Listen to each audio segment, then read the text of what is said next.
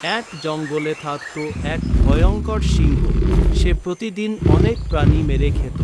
জঙ্গলের সব প্রাণী ভয়ে কাঁপত। শেষে তারা ঠিক করল, প্রতিদিন একজন করে প্রাণী সিংহের কাছে যাবে, তাহলে আর কাউকে মারতে পারবে না। ছোট্ট এক খরগোশের পালা এলো। খরগোশ ইচ্ছে করে দেরিতে সিংহের কাছে গেল। সিংহ রেগে জিজ্ঞেস করল, এত দেরি কেন?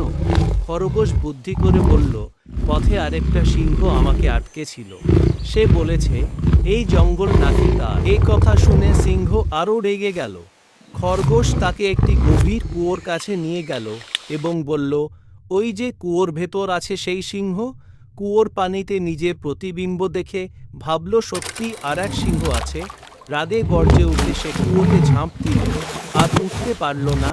সব প্রাণী খুশি হলো। ছোট্ট খরগোশ তার বুদ্ধি দিয়ে সবাইকে বাঁচালো। সুতরাং এই গল্প থেকে জানা গেল যে বুদ্ধি শক্তির চেয়েও বড়।